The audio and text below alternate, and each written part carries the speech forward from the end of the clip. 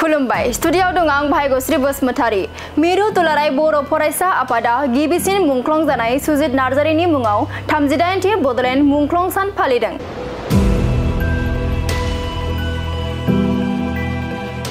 चिरां जिल्लानि सिङाव थानाय बिजनी महकुमानि बरलागाव थेंफाख्रि फोथाराव सानसेनि हाबाफारिजों बर'नि गिबिसिन मुंख्लं जानाय सुजित नार्जारिनि मुङाव 38थि बड'लेण्ड मुंख्लं सान फालिदों।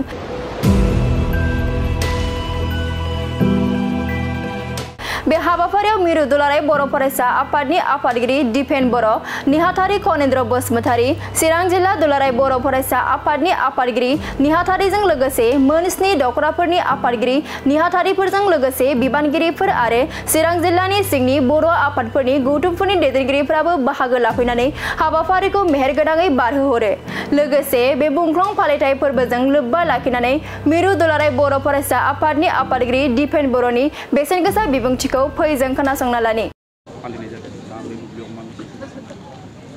बड'लेण्ड सोमावसारनायनि गिबि मुंख्लं सुजित नार्जारि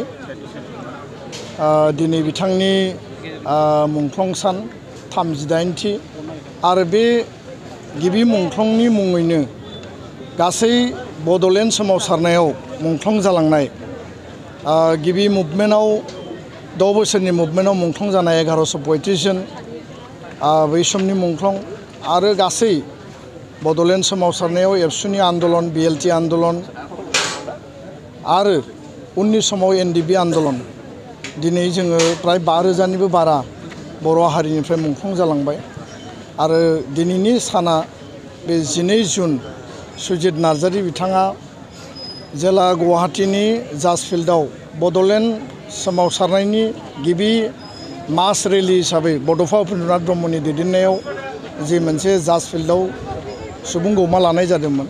आरो बै समाव गिदिंनानै फैफिननाय समाव क'क्राझारनि बाथिपारानि सुजित नार्जारि आरो गासै सोमावसारग्रा जोंनि फरायसा फरायसुलि आरो रायजो राजानि जि हानजा दङमोन बिथांमोना गिदिंफिननाय समाव नलबारिनि तिहुनाय मोनसे नेशनेल हाइवेआव माखासे सभिनिस्ट एन्टि ट्राइबेल आरो एन्टि बड'लेण्ड आन्दलनखौ सोमावसारनायखौ क्रास डाउन खालामनो नागिरग्रा सुबुंफोरा गाग्लोबनायनि जाहोनाव सुजित नार्जारि क्लास 9नि स्टुडेन्टआ मुंख्लं जानो गोनां जादोंमोन आरो बे मुंख्लंनि मुङैनो गासै बड'लेण्ड सोमावसारनायनि मुंख्लंफोरखौ जोङो जेलायबो सिबिबोदों, मान बावबोदों आरो गोसोखांबोदों आरो दिनैनि समाव सुजित नार्जारिनि सोरगोआरि जिउमानि आलो गोजोननि थाखाय इसोरनि आरज गाबदों। गासै मुंख्लंफोरनि जिउ बावसोमनाया जोंनि थाखाय थुलुंगानि मोनसे फुंखा आरो दिनैनि समाव बे बड'लेण्ड सोमावसारनायाव जायफोरा गुलि जानांबाय, जायफोरा नोरजिया जानांबाय, न' सावजानांबाय, जिनाहारि जानांबाय गासैखौबो जोङो दिनै गोसोखांनांगोन आरो बिथांमोननि ग्रेट जि सुप्रिम जि कन्ट्रिबिउसन बे कन्ट्रिबिउसनखौ लानानै बर' हारिया इयुन हारिनि सिमां आरो जोंनि जि थांखिखौ जाफुंसार होनायाव जों जेब्लाबो आगान सुरनांगोन। दा बेखायनो दिनैनि बे साना जोंनि थाखाय हारिनि मोनसे सिगनिफिकेन्ट मोनसे जारिमिनारि हिस्ट'रिक डे आरो बे सानखौ जों जेब्लानो गोसोआव फैयो आरो बे सानखौ जों जेब्लानो फालियो जोंनि जि आलादा रायजोनि जि दाबि, जि सेपारेट स्टेटनि जि दाबि आरो बे दाबिखौ लानानै बड'फा उपेन्द्रनाथ ब्रह्मनि दैदेननायाव Bodos of the world unite unity through struggle live and let live जि स्ल'गाना जोंखौ सिरि मोनखांहोदोंमोन, जावरिखांनाय लाबोदोंमोन, गेरेमसा माहारि दानायनि जि बाथ्रा आरो गावखुंथाय सेल्फ डिटारमिनेसननि जि बाथ्रा, जातीयताबादखौ लानानै हारिखौ गेरेमसा माहारि दानायनि जि बाथ्रा बे बाथ्राफोरा जोंनि थै मोदोम गोसो मेलेमाव दिनैबो दङ। खुनु कारनाव जोङो कमप्रमाइज खालामनायनि बाथ्रा गैया आरो बे सोमावसारनायजों शहीदनि बिनिमयआव दिनै BSc गोरोबथा मोनबाय, BTC गोरोबथा मोनबाय, BTR गोरोबथा मोनबाय, गोबां माखासे मासाकारफोर जादों। गहपुरनि मासाकार, सुबनकाटानि मासाकार, दुलाराय बर' फरायसा आफादा जि जारिमिनखौ जोङो सुजुबाय बे जारिमिन 1000 पृष्ठानि एबसुनि जारिमिनानो बड'लेण्ड आन्दलननि जारिमिन। भुमकानि माने जि माने गें रेप जेराव माने नोङो जाथाया जादोंमोन बेफोर इन्सिडेन्टआ दाबो जोंनि गोसोआव खास्रि बिस्रि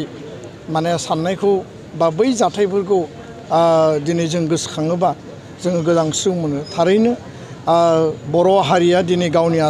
आथिङाव गसंथाबाय। बर' हारिया राजनैतिक भावे संबिधानिक भावे जि अधिकारखौ लानानै संग्राम खालामदोंमोन, सोमावसारदोंमोन, जोङो बेखौ मोनसे लेभेलाव सौफैबाय आरो आं आसा खालामो आरो दुलाराय बर' फरायसा आफादनि डिटारमिनेशना बेनो जे जेब्लासिम बर' हारिया उदां आरो आबुं जोंनि मोनथायफोरखौ मोनफुंजोबा दुलाराय बर' फरायसा आफादनि बर' हारिखौ खौसेयै लानानै जोङो सोमावसारनाया बे जेब्लायबो थाबाय थागोन आरो टाइम आरो सिटुएशनखौ नायनानै दुलाराय बर' माहारिया दुलाराय बर' फरायसा आफाद दा बर' माहारिनियाव जोङो सुबुरुन लानानै सावरायनानै जोङो थांखि आजावगोन आरो बे समाव जोंनि जिखिनि एकर्ड जाबाय 2020 सननि जि सुक्ति बे सुक्तिनि जि मुल दफाफोर दङमोन बे दफाफोरखौ मावफुंनायनि गेजेरजों बर' हारिनो जाहाथे जोङो राजनैतिक आरो संबिधानिक अधिकारखौ जोङो लाबोनो हायो बा माने बे सुक्तिखौ मावफुंनायनि गेजेरजों जाहाथे मोनफुंनो हायो बे बिथिंखौ लानानै खामानि मावदों आन्दलना एट एनि टाइम जानो हायो आरो बिनि सम आरो थासारिया जेब्लानो माने जोंनि गेजेराव बेबायदि थासारिया फैगोन बे समावनो जोंनि फिउचार कर्स अफ एक्शनखौ दुलाराय बर' माहारिनि सार्थनि थाखाय जातिनि सार्थनि थाखाय जों हाबा मावलांगोन सार पदबजरायाव जोंनि आदार पावार प्लेन जिखुनु प्रजेक्ट बेनि खामानिखौ लानानै रायजो राजाफ्रा जिखुनु हा हगारनायखौ रैखा लानानै मोनसे क'क्राझार दासिमबो जोबाखै मैयाबो दङ क'क्राझारनि पुलिस आरो पाब्लिकनि गेजेराव दा बेयाव जेंनानि सायाव माबायदि नोजोर लाखियो ना आङो मोननै बाथ्रानि सायाव स्पष्टयै बुंनो सानो गिबि बाथ्राया जाहैबाय जे पर्बत जरायाव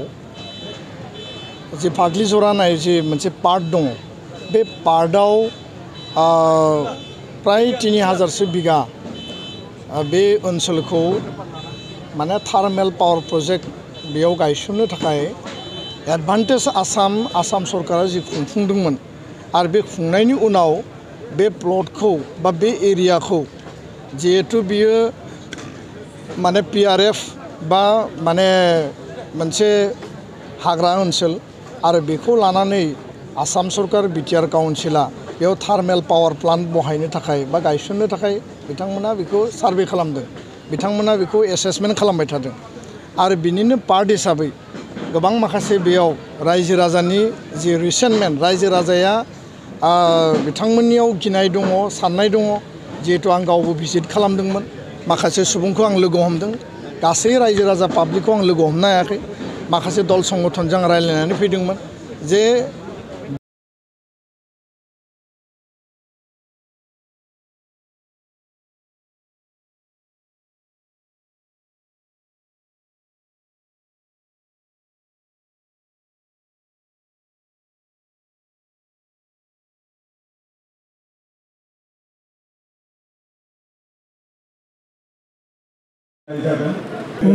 आंबो दाबावैसो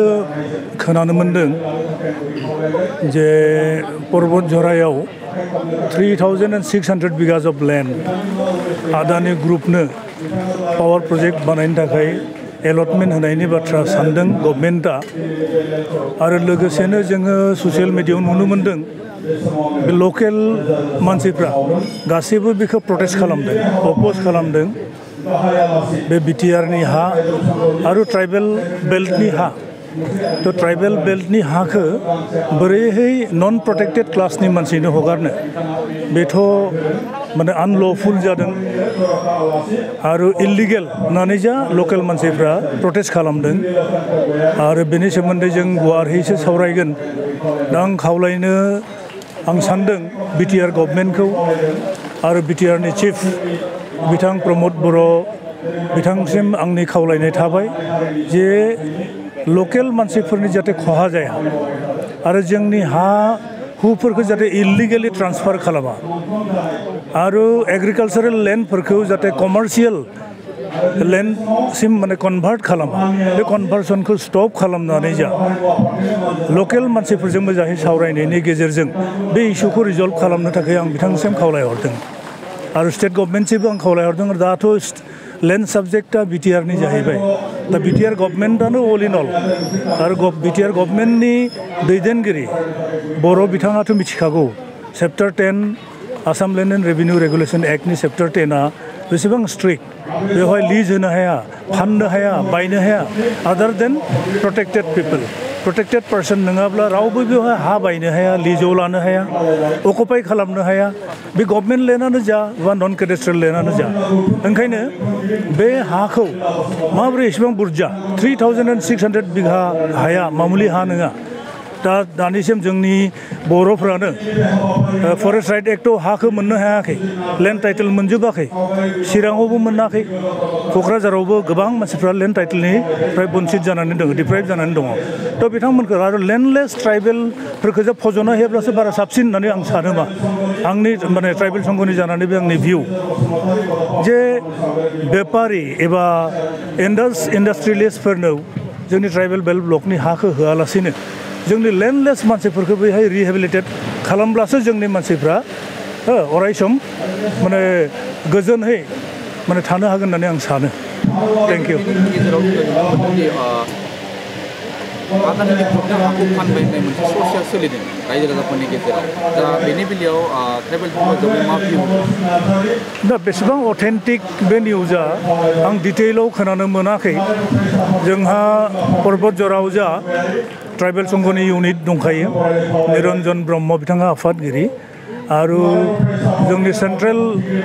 ट्राइबेल संघनि प्रेसिडेन्टनि न'आबो बिटिआरआवनो चिराङाव बिथांनिया सापागुरियाव आं बिथांमोनजों सावरायगोन फाननाया बेसेबां सैथो आरो जुदि फानदोंब्ला बा एलटमेन्ट होदोंब्ला बोरैहाय होनाय जाखो माबोरै भायलेट खालामनानै चेप्टार 10खौ भायलेट खालामनानै बोरैहाय बेसेबां हा इन्डास्ट्रियेलिस्टफोरनो होनो हाखो बेनि सोमोन्दै जों डिटेइल खबरखौ लानायनि उनाव जोंबो रिएक्ट खालामगोन